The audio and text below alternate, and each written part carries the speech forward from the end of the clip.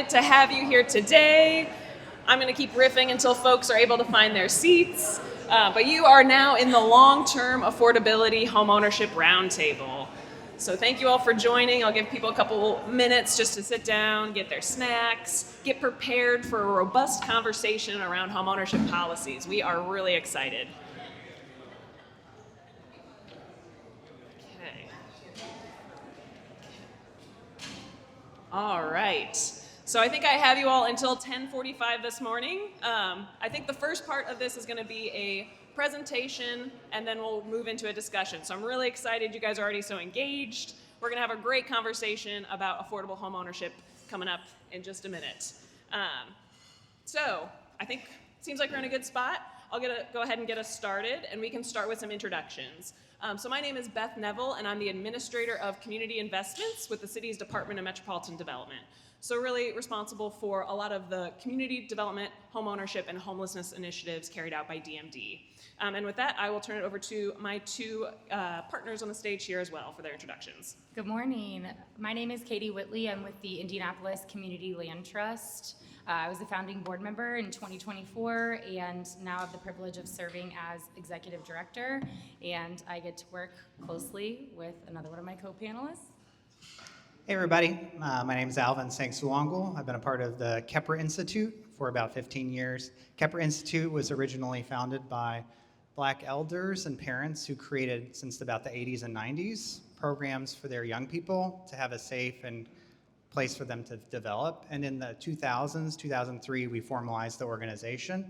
And since then, really working on creating community solutions similar to the Community Land Trust. So ideas that people bring to us, as well as that we learn out in space, trying to figure out how to support our neighbors to create solutions for affordable housing, healthy food access, education, stuff like that.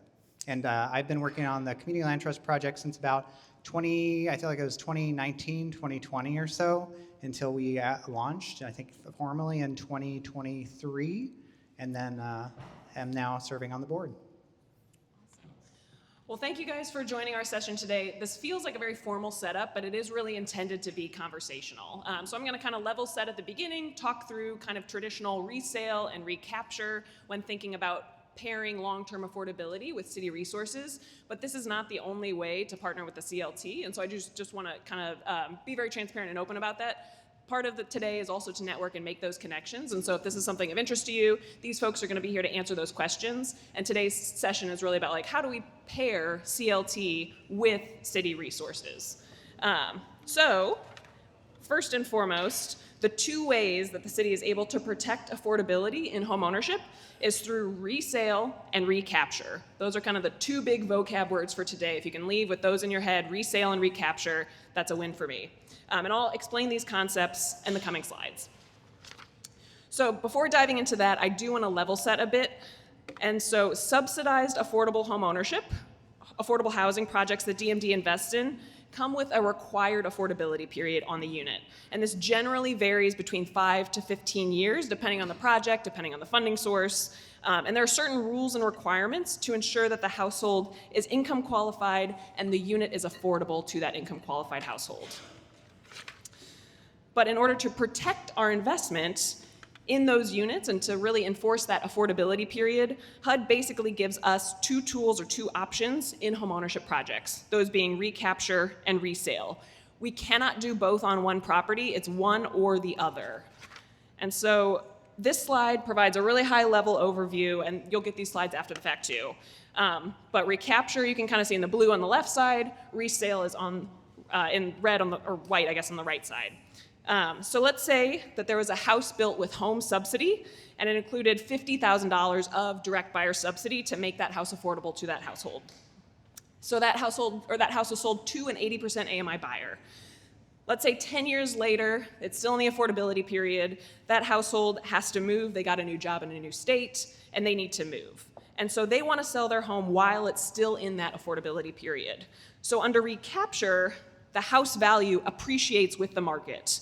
The home can sell at any price to any buyer, and there's no limitations on who that home could sell to next. However, out of the sale proceeds of that transaction, the original household must repay that $50,000 of direct buyer subsidy that was provided to them to make the house affordable in the first place. And then they can keep all remaining profit from the sale of that home. So really, recapture reflects the market. The house can sell for any price, and they repay subsidy out of sale proceeds. That's a high-level summary of recapture. Then if we take the resale provision on the right side, so look on the white side, let's take that same family, $50,000 in direct buyer subsidy, 80% AMI household who bought that house.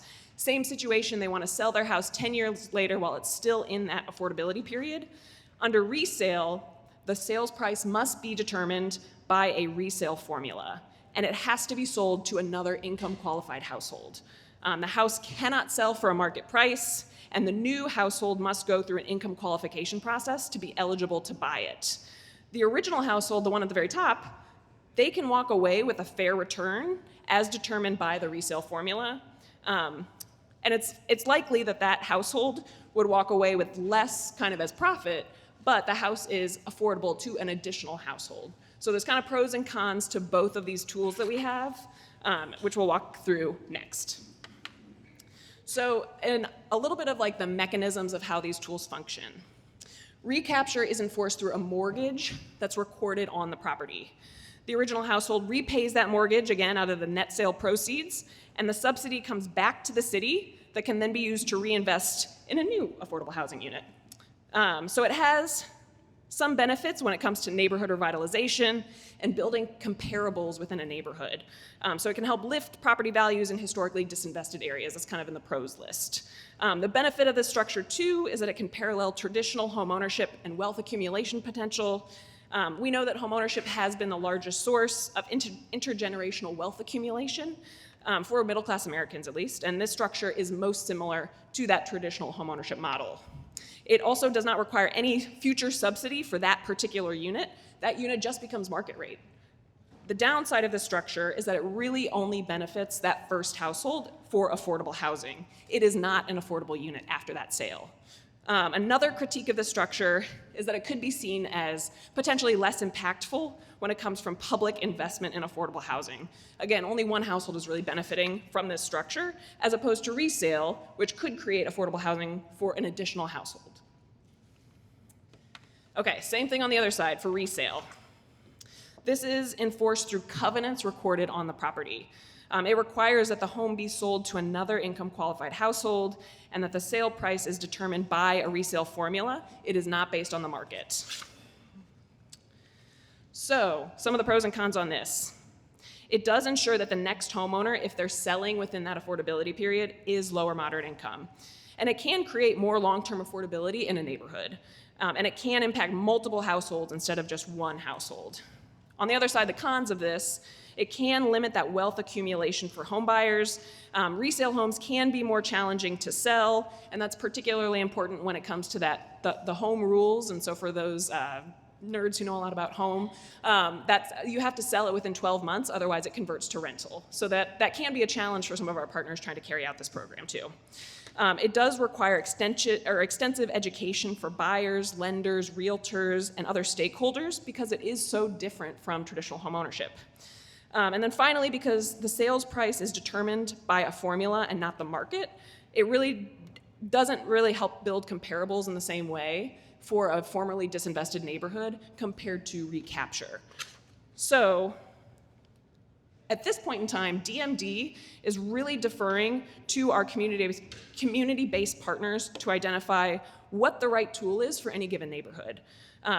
I will say, however, we will generally not consider the resale model outside of CLT due to the amount of education that's required by homeowners on the front end.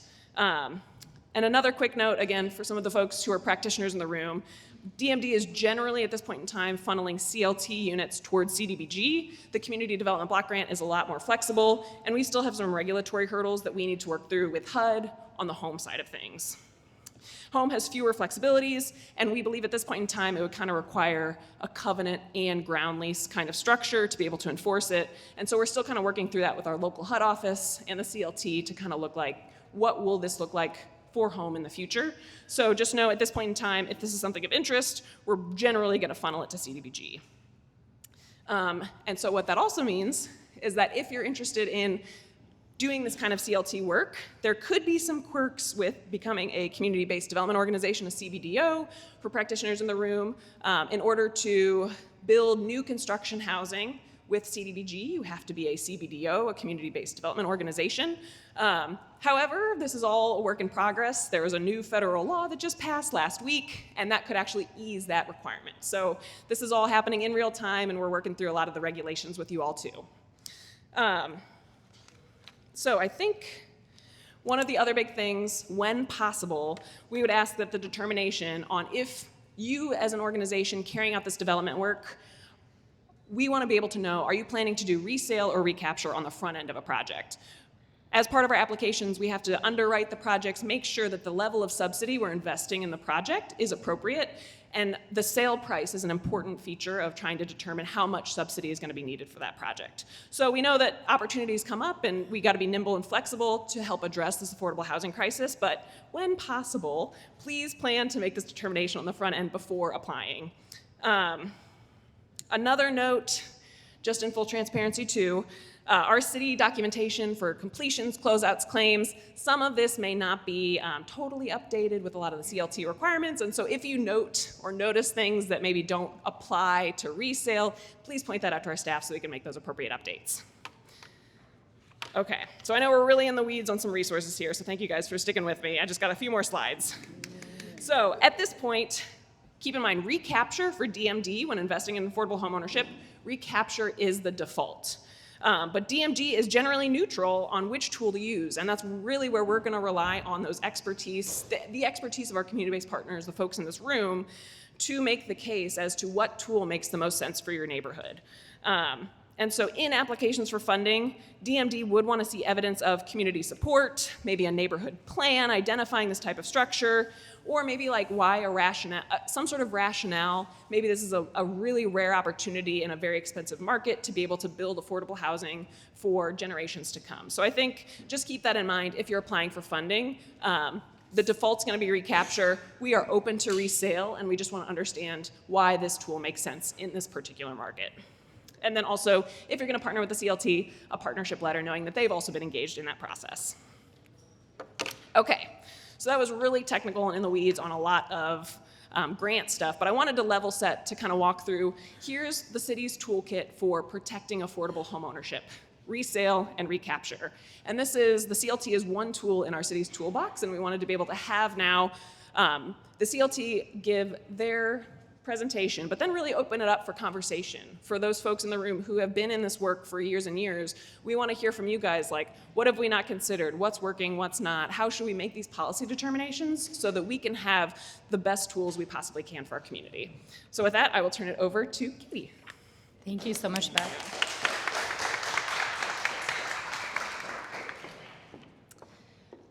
We just want to acknowledge the city as a partner, and it's really important to have partners in the city who are interested in working with the CLT, and so we're really grateful for Beth and the entire team for the opportunity to be here today and to share with you. I'm going to start off and just kind of define what a CLT is. If anyone is in the room and maybe is unfamiliar, there are several types of land trusts, and I know when I started doing this work, people would say, oh, you know, I give to, you know, a land trust to protect forests, and that's great, but it's a little bit different. So just when we're talking about CLTs in affordable housing, what we're talking about is a nonprofit organization. So for us, that's the Indianapolis Community Land Trust. And it's typically a 3-part board that is made up of community members, general public stakeholders who are interested in the health of the community, and then the homeowners themselves participate in the governance. And the way that the dual ownership works to preserve affordability, and we'll go into a little bit more detail, is that the individual owns all improvements and can pass that down to future generations, but the community land trust owns the land itself.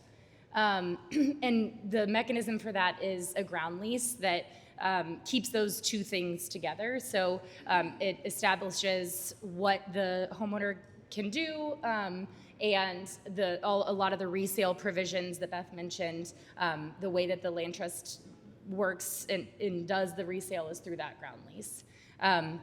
So that's just sort of I wanted to give a definition to start us off, but I really want Alvin to be here. I'm so glad Alvin's here because Alvin has spent years doing all of the startup work and really investing in the Community Land Trust. And so he's going to give a background on the history of CLTs broadly, and then what it has taken in Indianapolis, specifically in our community, to launch the Indy CLT. So with that, I'll pass it over to Alvin. All right, thanks, Katie. Appreciate you. Okay, so let's start with a little philosophy. So I would just say, again, the idea that land is owned by individual people, where we draw lines around plots of land and they're kept in databases and they appreciate over time, that is a new idea in the last couple centuries. And I would say you could see where that idea and way of thinking about the world has led us. Dramatic wealth inequality, folks, particularly along racial lines in the United States, that the inability to access capital, the inability to own land, and also violence, including lynchings and other things that were used to dispossess people of color, have been really the root of where we are today. The people who could appreciate and could build wealth through housing, and the folks who could not, due to actual government policies that really were only, at least on the surface, changed in the 60s, 70s. So I think, again, thinking about how land ownership works is really a choice that we make as a society and as individuals, that we could choose to think about it differently. And really that is what's happened in the millennia and millennia before the last 200 years. And I would just say that there is value in looking back at how our ideas and how we think about the world impact how we are in the world and the actions that we take. So I think that really the Community Land Trust, in addition to providing the structure and the organization to be able to keep homes permanently affordable, is really also about trying to think about housing differently, to change culture in one way and one aspect of how we live our lives and run our society. And again, is it a solution to that? No, because it goes much deeper even than housing.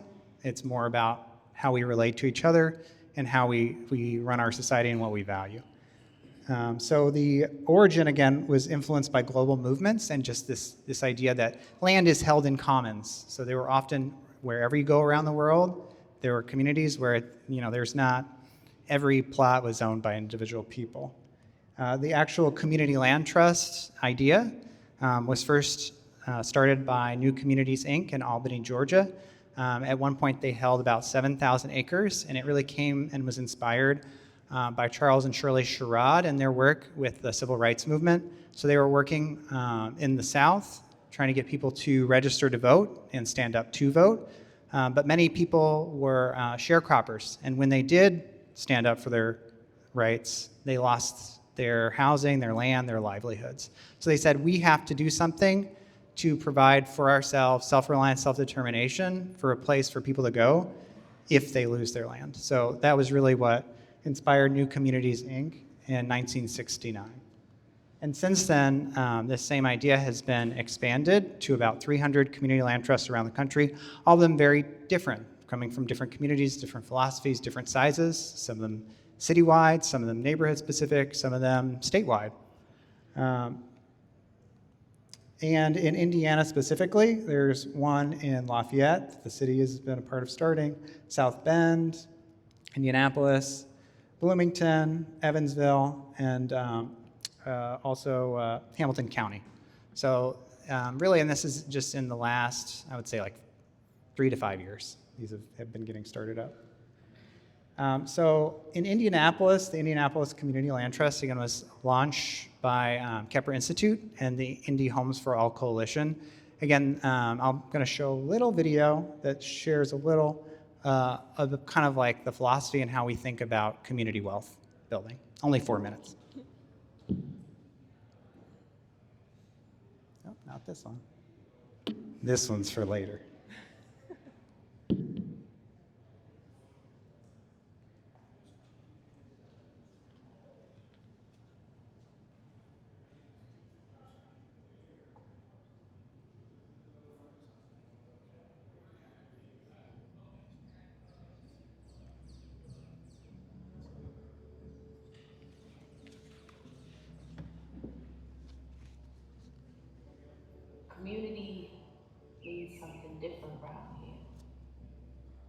love's breeding ground born new, blossoming into ravaging stories of blackness, banter, and bustle through blues like blood couldn't make us any closer. This be communion.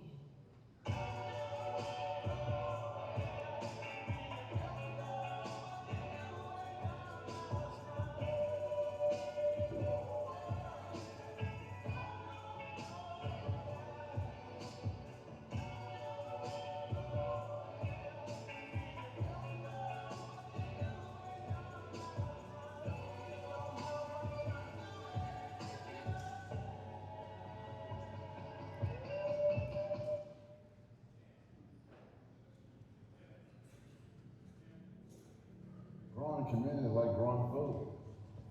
It's a lot of work. You gotta till the soil. You gotta plant the seeds.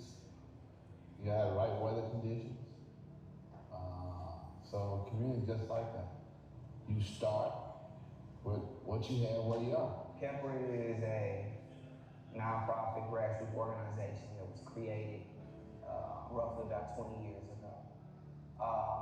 And when it was created by my father, my mother, and my godmother. They're the three co-founders. And they created it to help me, Ms. Paulette's grandson, my lifelong, it's like a brotherly job. Some of my partners I grew up with, Jerome in my neighborhood. It's basically like, how do we create a formal experience for these young black men to grow and thrive? The birth of Kheprw is about, again, inherently, the crux of Kheprw is tied to liberation and freedom.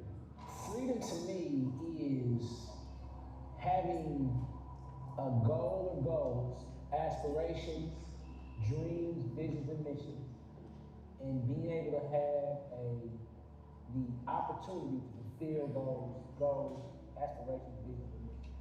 Empowerment means to me like you get something right, you do what you want to do, you figure out what's your goal, and you set your goal. Running to get it like I'm in the Olympics, but there is no finish. We gotta keep going, so I set the pace. Handle with grace, the person I need to be leading the race. Ballin' like I never balled before. Flexing forever like 24. Taking the keys, open all the doors. Linings to cover up all the swords. Give it your best in the world of doors. This is for certain, I'm so for sure. We live in a culture when you think of wealth, you think of money. How much money you got? What's your credit rating? Do you have any intergenerational wealth? Do you own a home ownership, blah, blah, blah, blah. If you're not careful when you think community wealth, and folks start thinking, you know how rich your community is, how much physical assets does it have? But wealth itself really is much broader than that. It's your intellectual wealth. What kind of information do you know? Others in your community, what do they know? Breadth and depth of your relationship with others in your community. Spiritual wealth, faith, your heart, music, art, those things all make up wealth in your community.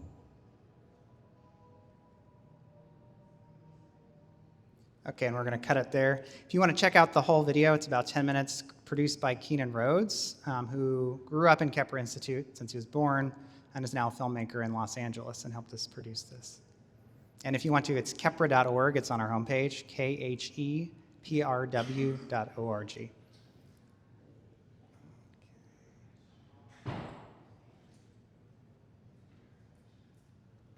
If I can find my cursor.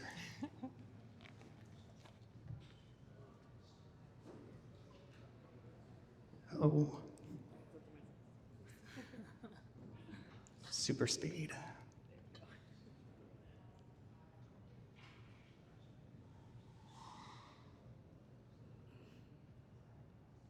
Okay, so just a little background on how the Indianapolis Community Land Trust got started. So again, like a lot of the projects at Kheprw Institute, some name reviewers, Andy Beck and Wildstyle, came to us and said, hey, there's an organization called Right to the City Alliance that works on tenant organizing, tenant rights, and permanently affordable housing, and that's through community land trusts around the country. So we got connected to them and ended up joining Right to the City. So it's a group of about 80 organizations across the country that are doing similar kind of work. At the same time, on the Near East side, Near had created a committee to look at and explore community land trusts for their community as they were looking at affordability and the housing prices skyrocketing. So those two kind of efforts came together, I don't know, around 2020, 2021, and was supported by the City of Indianapolis, as well as pilot funding from the Indianapolis African American Quality of Life Initiative to get it started and to start our first projects.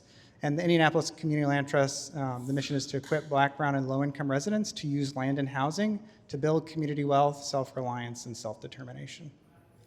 So this is just kind of our early launch timeline. And again, I just want to acknowledge all the folks in the room who have served on our board, Jacqueline, or advisory boards, or have partnered with us over the years to help us figure it out. Because it was really a learning experience. We visited the Bay Area, like 4 or 5 community land trusts. We went to Minneapolis and St. Paul a bunch of times and learned from folks there. But really, we were exploring and learning what would work for us and what would make sense to start with.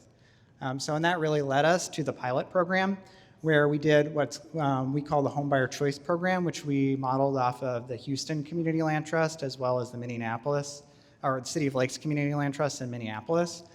So instead of constructing homes, because we were like, we're not home builders, and we're also looking at the high cost of construction. And our goal really was to focus on how do we create home ownership for folks who would otherwise be forced to rent. The idea, and because again, there were some very hard questions that were leveraged around, okay, is this a second-class sort of home ownership for people who have less income? And I think our answer to that is what we shared earlier, is changing a philosophy around what is home ownership and what are homes. Are they investments? Are they a place to live and raise your family and have a safe place to live? Or can they be both? And can we balance those two things through a community land trust model? So we provided up to $100,000 in subsidy to buyers. So the example is, and I'll give an example that we'll listen to in a second. So one homeowner, DeAndrea, who's on our board now, was able to purchase a home that Send constructed with support from the City of Indianapolis using ARP funds. I think it was for sale for $170,000. She qualified for a mortgage of $67,000. So again, could you buy a house in the market for $67,000? No, it'd be very difficult to do so in terms of where you would want to live or one that was in decent condition for her and her kids. So the CLT brought like $97,000 or whatever to fill that gap from what she could afford in her mortgage to the sale price of the home. So the three pilot households, and again, our goal was to say, hey, with this pilot, can we do home ownership at below 60% of the area median income, which is for one person, that's like $40,000, somewhere $40,000 to $50,000 a year.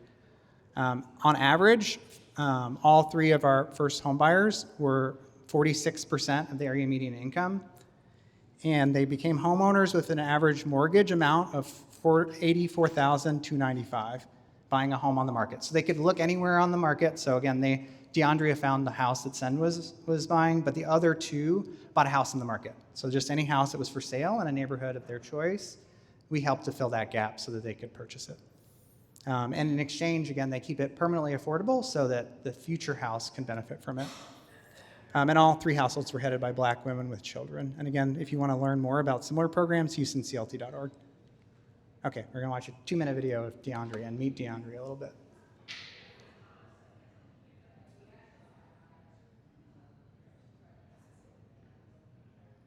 So my journey came about with Personal Home was last year with a simple Facebook post with Indy CLT.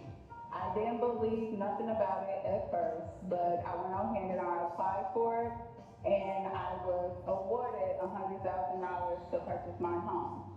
Also, with purchasing my home, I also ran into another program called SEND that gave me a house built from the ground up. So it's been an amazing journey. I'm very privileged and blessed with this whole journey that I've been wanting for many of years. Since I've been a little girl, I always dreamed about having a home for me and my family. So with purchasing my home, it came fully furnished with all the electrical appliances that I need, such as the refrigerator, the microwave, the stove, the dishwasher, the washer and dryer as well.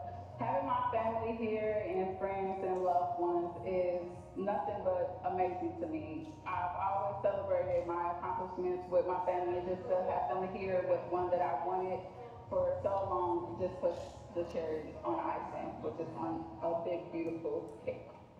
So Indy CLT was introduced to everyone with myself and other homeowners by Kheprw. I was mainly in contact with Alvin, so I really appreciate him and his staff for everything that they have done to allow me to accomplish this goal that I have for me and my family.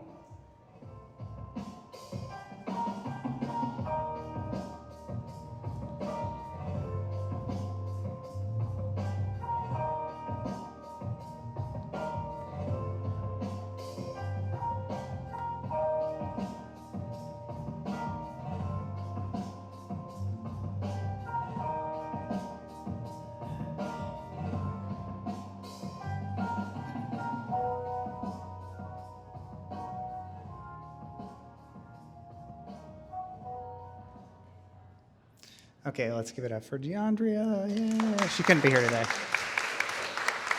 So again, I also want to thank the city and Sens for their partnership in it, and also Nicholas Johnson, who is a member of the Kheprw team and family, and also the board president of Indy CLT. We couldn't have got it done without him. So he has 20 years of experience in public finance, affordable housing, stuff like that, and really helped us work, and as a lawyer, and helped us work through a lot of the legal stuff. So I think, the idea of a community land trust is fairly simple, but there's all kinds of legal mechanisms, a ground lease, all this stuff that makes, and that's part of what makes it permanently affordable. It's so complicated that you can't unwind it very easily.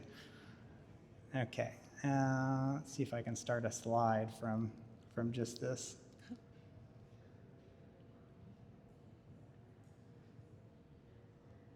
Don't want to start from the beginning. Okay.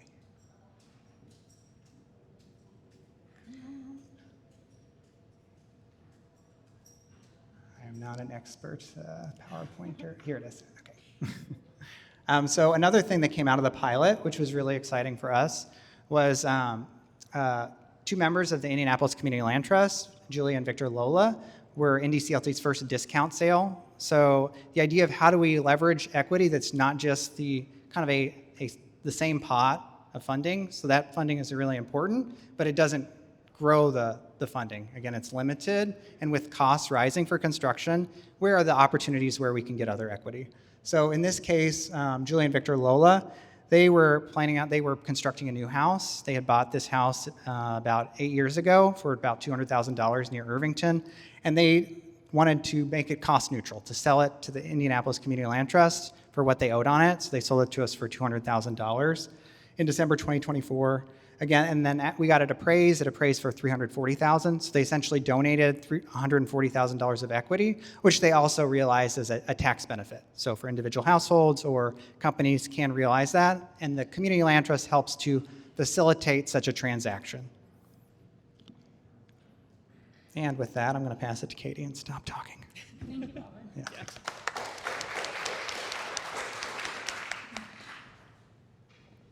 For us, it was really important to start with that foundation because that's what drove us to this model. And so I'll kind of move through some of this a little bit more quickly. You all will have access to these slides. As I mentioned before, we have a 3-part board, and that includes our homeowners on the board. So it's community governed. It's free to become a member, ndclt.org/membership. We have a 2% fixed rate resale formula. And so as Beth mentioned before, the resale is not for everyone, and we'll kind of talk about that. But part of what the Indy CLT does is we have crafted our resale formula, and we have all of the transactional documents to keep this resale formula in place. And so it allows the homeowner to generate some wealth. So they have 2% of the initial sale price each year that they're able to accumulate in wealth. But that allows for that transparent resale and the perpetual affordability when another low-income buyer comes in to buy the home.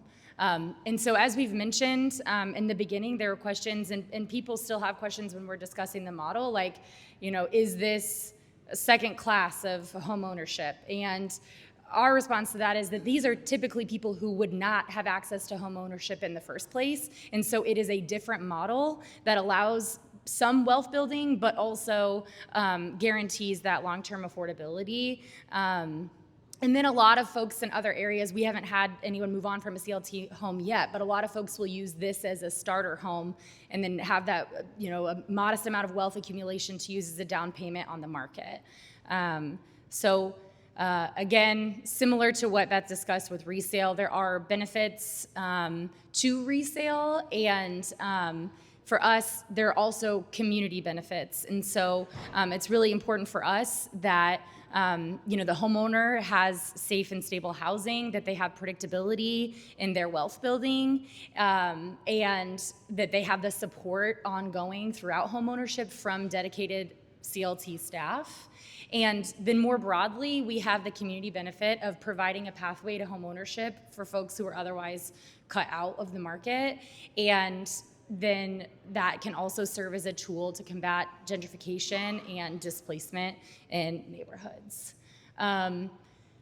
So you all, I'm sure, are very familiar with what the affordability gap is, but oftentimes folks can't actually afford to purchase a home on the market, and so that affordability gap continues to rise. As I'm sure you all know, we're seeing market prices continue to increase, and then wages are not keeping up, so folks are even less likely to be able to purchase a home.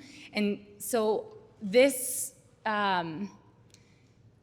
model allows for stewardship of public dollars, because in a traditional model, like Beth mentioned, in 10 years, there's going to be a new buyer subsidy needed to be able to keep the home permanently affordable.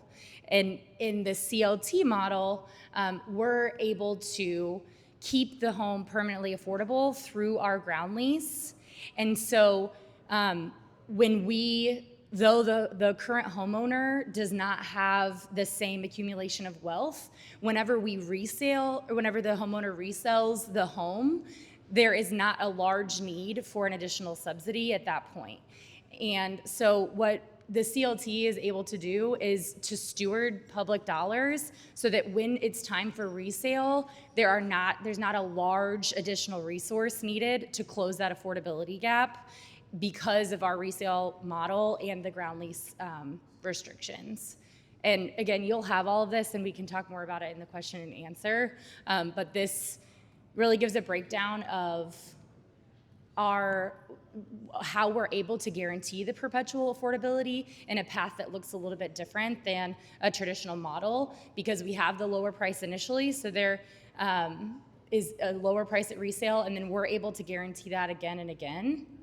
And the way that we do that is because of the Community Land Trust's ongoing responsibility. So we have continual stewardship of the homes, and then the homeowners and the public funds. So we handle all education for the home buyers, and then we continue to provide assistance for the home buyers over time, and then we're able to steward the public funds because of our education and our stewardship, so that we can more efficiently use those dollars over time, and there isn't a greater subsidy needed every 10 years to guarantee that permanent affordability.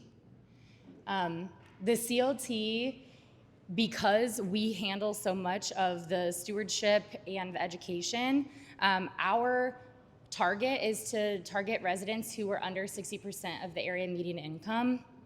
And while I know that for many developers in the room, it might feel hard to commit to that when we're thinking about pool of buyers and handling resale, and are you going to find another buyer? But because of our connections and partnerships and our ability to kind of stack down payment assistance and provide some of the stewardship up front, we have done this already with our pilot project. We served an average of 43% area median income, and we have several partners across the country who are consistently serving 50 to 60% area median income in partnership with their cities and using city funds because of that long-term affordability and the efficiency over time.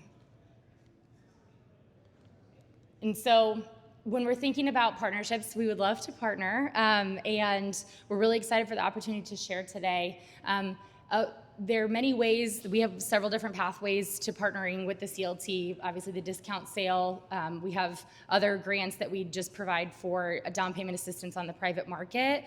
But when we're thinking about whether a partnership might be a good fit for a CDBG application for the city, as Beth mentioned, if there's strong community support, so if residents are interested in having long-term affordability, if there are concerns about gentrification in their neighborhood, if they're really advocating for a community land trust, then we would love to partner because that would be a great fit for a CDBG application. And then if just generally, if there is an area with high appreciation, then we want to be able to keep the property affordable over time, and there might not be subsidies available to do that in 10 years, and so that would also be a really good fit to reach out and talk to us about maybe partnering. And I have to shout out INHP, Jeff in particular. We are in the process right now of kind of piloting what this partnership might look like, and I'm very, very grateful to Jeff and Joe and Tim with INHP because it's our first time doing something like this, and there's been a lot of learning from it. We're still learning.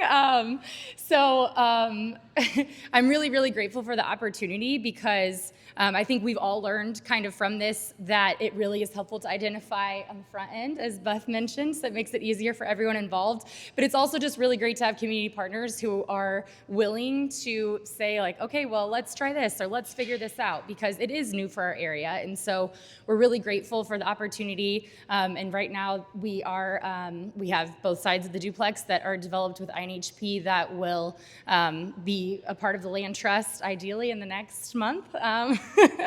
But we're really excited, and it's a great example of what can happen when you have multiple people. We have folks from the city who are supportive of this, folks from INHP, and then the land trust. So we're really, really grateful, and it can be done, and it is consistently being done in other jurisdictions.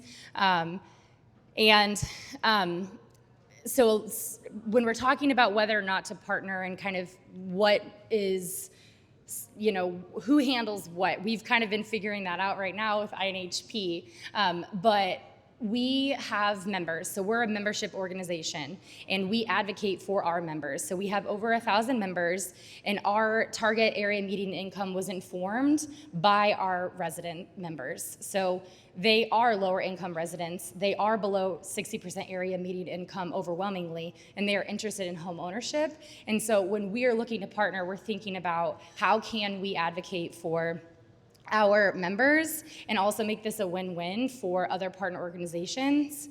And so if someone's not a member but wants to purchase a CLT home, it's free to become a member. They can just sign up online. And our goal for membership is not to exclude, but to expand opportunities, particularly for those who are already cut out of traditional home ownership.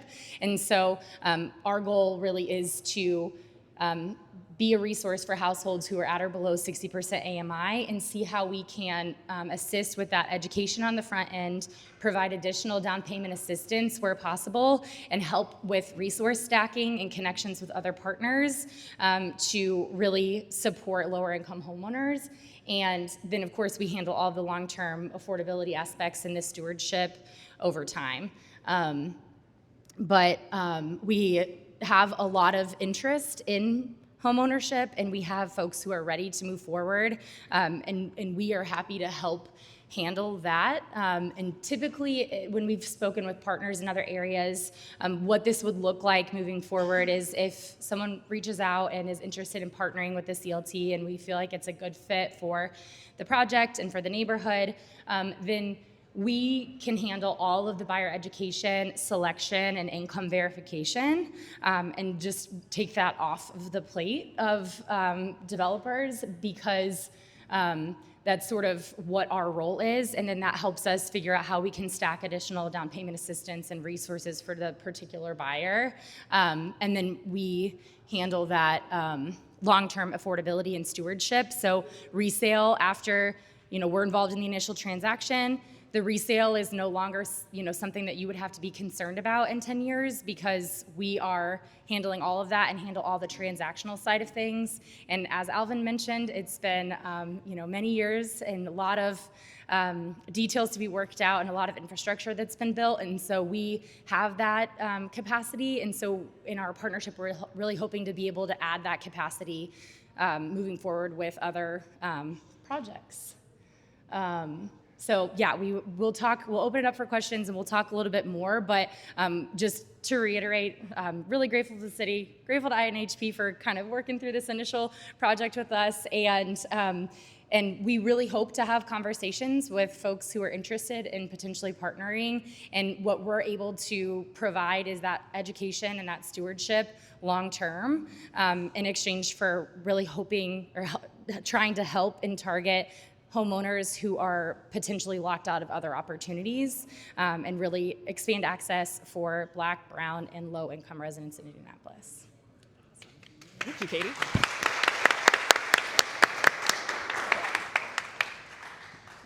Okay, I'm gonna go grab my phone for a time check real fast, see how much time we have for discussion. And again, this is meant to be as a collaborative conversation, and I think we have until 10:45, is that right on my timekeepers? All right, so it's gonna be a short collaborative conversation, we're gonna have one. So I think some of the folks in this room are gonna be preparing for an upcoming application to the city for home and CDBG funding, and I think one of the big questions that they are gonna have as they're filling out our super fun and formal budget and finance supplement is what should they put as the sales price so that then our team can review and do the underwriting. So I guess, do you guys have any thoughts, suggestions on how they should be putting that sales price into our budget and finance supplement to then apply to the city for funding? So that's where it's important for us to consider the neighborhood and to consider what our target area median income, because unlike some other projects, the sales price is typically after what a family can afford based on the area median income. And so it's accounting for that affordability gap, and then the CDBG subsidy would fill that affordability gap. And then there's some flexibility there where we can provide additional down payment assistance if necessary, but we're hoping to set the sales price based on what the target family could afford at the front end of the project. Okay, so the folks in the room who really can, if you close your eyes and picture our budget and finance supplement like you do in your dreams, on that buyer affordability tab, it would essentially be like, let's say, a 60% AMI buyer with a 4-person household. What can that household who makes, I can't remember what it is off the top of my head, maybe $50,000, what could they afford as a mortgage? And that's how you should fill out the budget and finance supplement to then determine, how much buyer subsidy is going to be needed for this project, how much development subsidy is going to be needed for this project. And that's a plug for a future session with Jeff Hasser later this afternoon. And so that was one of the big question marks I know we've had for a couple, as we've kind of like gotten into the weeds on some of these early transactions with both Send and with INHP. And so appreciate kind of that clarity and guidance on the sales price. Turning to some of the practitioners in the room. I just want to add too, and also have a conversation with us, Yes. with Katie, figure out what makes sense. I would say also targeting not just the edge of 60, but maybe more like 50, because otherwise you're at the very top. Again, and that would be the conversation to talk, like what's possible and what you're trying to do, and see how we can make it a win-win. Yeah. And I think our applications will be due, the full application will be due in October, so still many, many months to figure out and have those kinds of conversations. So with the practitioners in the room who've actually spent time in our budget and finance supplement and maybe have even gone through this kind of partnership before, any questions on that sales price piece? Okay. Oh, thank you. Okay. So moving on to the next question then. If organizations are interested in working with the CLT with city and grant subsidy, when should they contact the CLT? As Alvin said, you can contact me. I'd love to start having discussions as soon as you're available, so that we are, on the same page in advance of the city's deadline. And the application opens July 24th, so if you want to reach out July 25th, I'm available. Yeah. Oh, I'll take the clicker too. Sorry. Thank you. Sorry. Okay. What does the education piece look like for potential CLT buyers? So we do an education session to make sure that they understand what the restrictions are in a ground lease and what their responsibilities are, and then what it looks like for resale down the road. So ensuring they understand the 2% fixed price appreciation, understanding their obligations, and then we also down the road, we provide funding to meet with an attorney to review the ground lease. And then there's ongoing education throughout their time as homeowners. We're kind of working through property tax stuff right now, so we're continuing to provide resources and education for our homeowners long-term as well. Awesome. Okay, my next question, how do property taxes work for homeowners in the CLT? And then again, if you can think of our budget and finance supplement, that buyer affordability piece, how should those property taxes be accounted for in the city's budget and finance supplement? So I guess if you want to start with point 1, I will clarify point 2. Okay, so point 1 is a work in progress because last year the state legislature passed a bill which is favorable to community land trusts in response to the growing number of land trusts in the state. So Indiana Code 6-1.1-4-47 and 6-1.1- 50.1-4 both address community land trusts, and I'll provide some information in the slides to send out, just a one-pager about what that looks like. But it does 2 things. One, it freezes the land assessment at the rate that the home was purchased. And so, right now, if land trust homeowners are getting assessed at ongoing appreciation, they're not really being assessed at their value of the home because they only have the 2% fixed increase. But as we know, market rate increases at typically higher than 2%. So it freezes the assessment rate. And also for CLT homeowners, they get a 30% credit on their tax bill.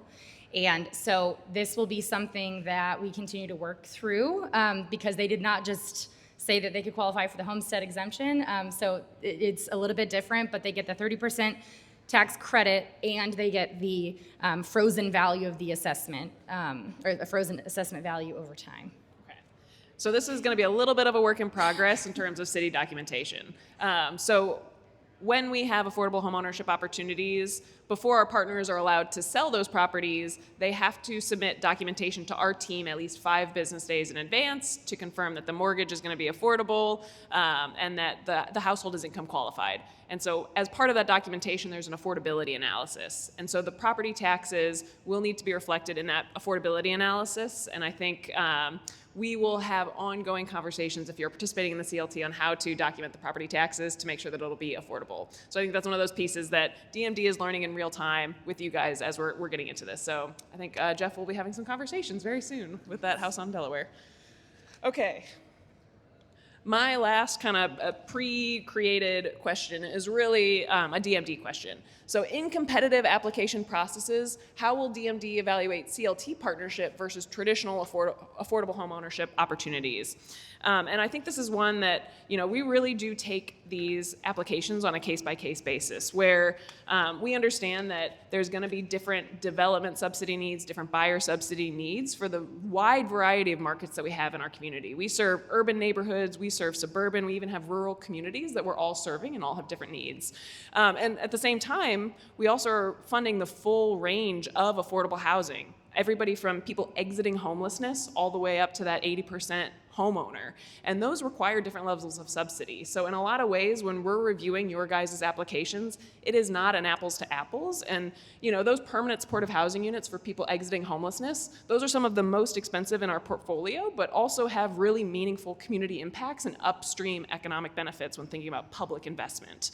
Similarly, CLT has a different model with a different need that it is trying to address. And so I think the message I want to convey to the folks in this room who may be considering what type of project that they want to apply for, DMD evaluates these things on a case-by-case basis, and we really do incorporate what is the community's need and what is an appropriate level of investment. So don't feel like you need to exclude yourself from a potential opportunity because it's more expensive from the city's investment side. We really want to make sure that we're making meaningful investments, and that can look like a lot of different things. Okay, so that's actually the last boilerplate question. I think I got a time that we got 5 minutes for questions. So I'm gonna open up to the floor. What kind of questions you guys have? And again, we wanna keep this informal, so I think Alvin's gonna run around and Raise your hand if you wanna have a question. Yeah. Okay. Get some exercise. Okay, so just question as far as like I saw up there where it's like when it's time to resell it, the majority of it goes back to, you know, CLT or Kheprw. Like as far as them gaining, I'm losing the word right now, equity on their home, like is it possible, like where in the process does the homeowner begin to gain their own equity after all of the other subsidies and things like that are included? Yeah, so when we say it goes back to the CLT, what it really is doing is getting passed on to the next buyer. And so the CLT doesn't, you recoup the money, that subsidy is then passed on to the next buyer so that they can also, so ideally we would be able to sell to another household under 60% AMI. But we account for, so the homeowner gets 2% fixed rate equity based on every number of year that they're in the home. So if they have a $100,000 home and they are in the home for 10 years, then they would know that they're gonna have $20,000, and that comes out first. And then we resell to the next affordable buyer.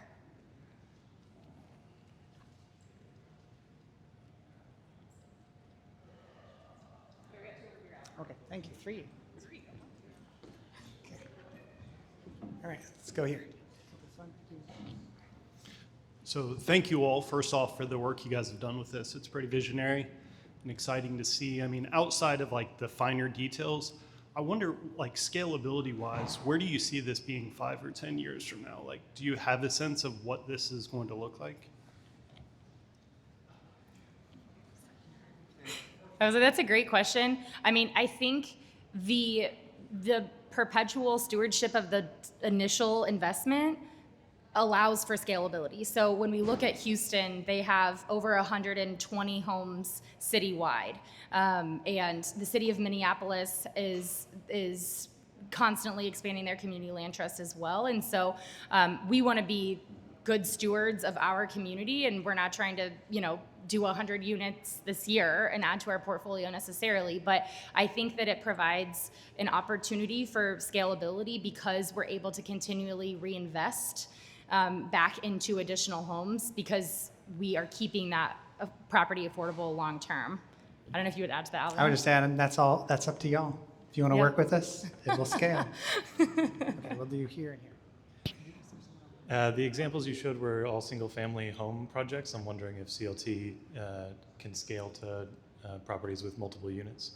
Great question. So right now with INHP, we have the duplex, so that both sides. And we have looked at how a CLT or how the CLT could help at the end of an affordability period for like a low-income housing tax credit development. And so we're very open to multi-unit developments, and there are certainly models of that in other areas. And I would say nationwide, the majority of CLT units are rentals. There's particularly the one in Vermont has a bunch that they've done that's been multifamily. Okay. Thanks. Quick question. What's the typical size and scope of the units that are newly constructed in the CLT, with material prices being what they are and sort of the general market landscape being what it's been post-pandemic? I'm wondering how the numbers are affected by where the current status of how things cost today are.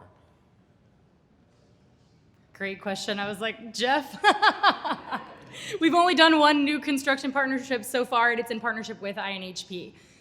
Yeah, and SEN too.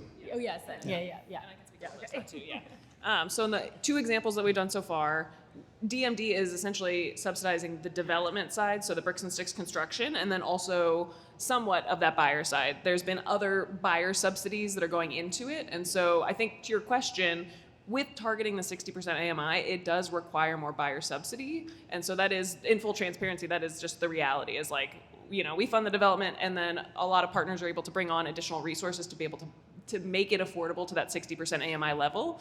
And so that is kind of the reality of what we're seeing too. So. And is that AMI the Marion County AMI, or is that HUD AMI, which includes Carmel? Oh, it would be the HUD one. Yeah. So HUD defines our AMI limits, and so we would use the HUD defined ones for city investments. Yeah. Okay.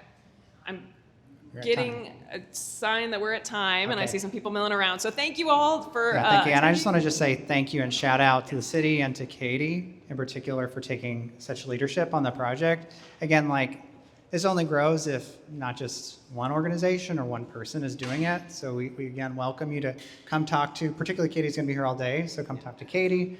Emails are up there. And I also just want to do a quick take my organizational hat off and say shout out to our friends at the Fair Housing Center. If you get Amy's emails, they just sent out a plea for help as it relates to funding that they potentially might not get from HUD. So if you get those emails, please encourage us to all come together and support them. So thank you all. Thanks, everyone.